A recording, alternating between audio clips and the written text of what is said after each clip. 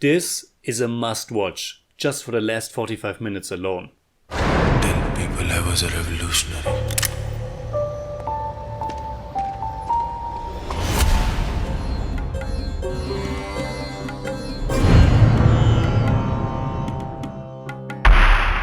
Servus Freunde, my name is Jimmy Cage and the last 45 minutes of Sardar Udham are what elevates this film above just a very good biopic. The last 45 minutes not only show us the 1990 Jallianwala Bagh massacre in very graphic detail, but it also shows us the hours after the British has massacred hundreds of unarmed peaceful Indians, after they have opened fire at a huge gathering that included many women and children. More than 100 years later, and yet there still hasn't been an official apology by the British government. At this point, I have seen the massacre, also known as the Amritsar Massacre, being depicted in a few Indian films, but I can't remember having heard anything about it before in school. Outside of India, it's probably nothing more than a footnote of history, and I think films like this are very important because they can be such a powerful way of reminding us that we should never forget about the atrocities that states and in the end human beings have inflicted on one another. This last and incredibly powerful act in Sardar Udham shows our protagonist trying to help and save as many people as possible. Again and again he's going back to look if someone is still alive. How much of this was actually done by the real Udham Singh is not known, but it's a great way to show the effect that this crime by the British oppressors must have had and how it must have shaped not just this revolutionary figure but the whole nation of India. Sardar Udham is a brand new Hindi language biographical historical drama that was written by Shubhendu Bhattacharya and Ritesh Shah and directed by Shoojit Sircar. It shines a light on the life of the revolutionary freedom fighter Udham Singh, who in 1940 assassinated Michael Udwaya.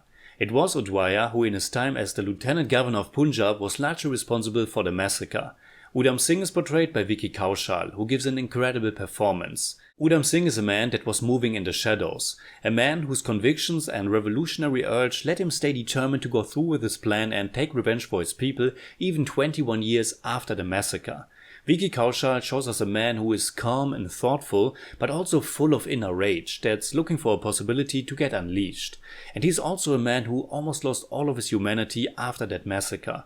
Someone who went through hell and witnessed the horrors of the British rule as close as possible.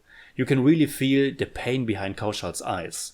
Sardar Udham is a film that chronicles important steps in Udham Singh's life, but it doesn't give them to us in chronological order. The massacre marks the finale, while the assassination of Udwaya is already happening around the 30-minute mark.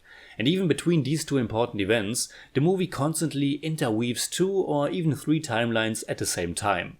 It shows us how Udham Singh worked in a factory, his first prison time, how he managed to travel to London, use several different aliases, met with other revolutionaries and so on.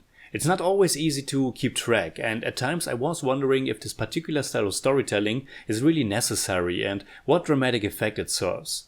I also wondered if the runtime of 2 hours and 45 minutes is really required. And at least in that regard I would answer, not really. I think the sprawling length is the film's biggest flaw, and it wouldn't be that hard to cut it down at least 20 or even 30 minutes. The middle section, which shows us a lot of the investigation by the British police, doesn't really have to be this long, because I think you get everything that's important anyway. But with that being said, I still didn't really mind the length too much. A sharper, more lean film would have been even more powerful, I think, but at the same time this is such a beautifully crafted film that I was just immersed in its period setting, and I found it to be super fascinating to get a glimpse of all the different historic elements it incorporates into its narrative. It only took a few minutes before I realized that this is a production of the highest quality and care. This might sound wrong, but it honestly felt more like a big budget American or British production than an Indian film. The way the scenes were bleeding into one another, how places and points in time were cut together, how everything was connected through this unobtrusive, slow and melancholic score that was composed by Shantanu Moitra.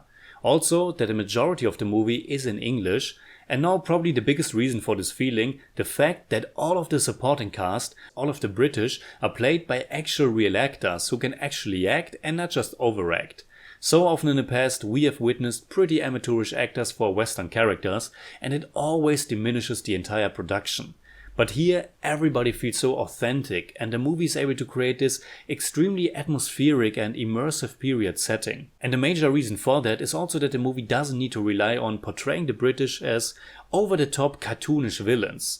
They have committed great sins and crimes against the Indian people, but it's not necessary to make them one-dimensional movie villains in order to show that. Showing them as real people is much more powerful. It's their self-image and hybris, their conviction that they are the legitimate rulers of India, that it's the burden of the white man to save Africa and India from becoming savages again. All that superiority talk, all that imperialism bullshit.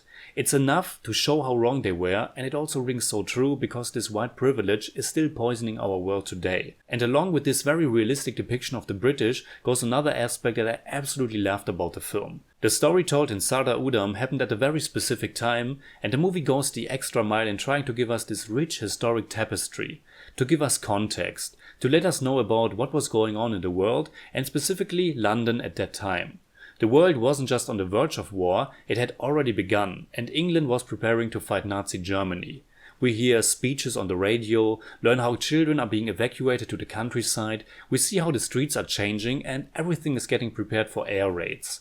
You really get a sense of the times, and you also kind of understand their position in that they are afraid that a revolutionary like Udham Singh spells a lot of trouble for them. And I think this is important to show. It doesn't apologize their wrongs, but history is complex, and Britain's defense against the Nazis was crucial in winning the war. All while Britain also did horrendous wrongs, like the actions that led to the Bengal famine of 1943. The movie is doing a fine job placing this important figure of Udham Singh into the historical context. And I also really can't do the film justice without mentioning the incredible cinematography that was done by Avik Mukhopadhyay, and the tremendous achievements in production design, art direction, costumes and makeup. It's a movie that sucks you in, and while I doubt its runtime needed to be this long, I was still always captivated and engaged in this very slow burn.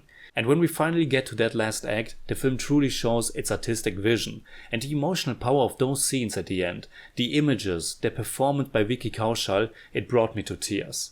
So in German I'd say, Sardar Udham ist ein verdammt kraftvolles, großartig produziertes Biopic, das uns mit seinem detailreichen, authentischen, historischen Setting in den Bann zieht und durch Vicky Kaushals nuancierte Darbietung und der filmischen Aufbereitung des Amritsar Massakers zutiefst bewegt.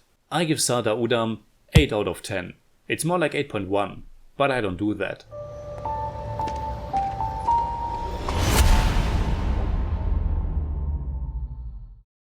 Alright, that's it like always. Comment below and let me know what you think about Sardar Udham. And also let me know what is your favorite biopic. You can hit me up on Twitter, Instagram and Letterboxd, and also on Patreon simply at TheJimmyCage. And if you enjoyed this episode, please give me a thumbs up, share, subscribe, whatever you like. And make sure you hit that bell for all I have to tell.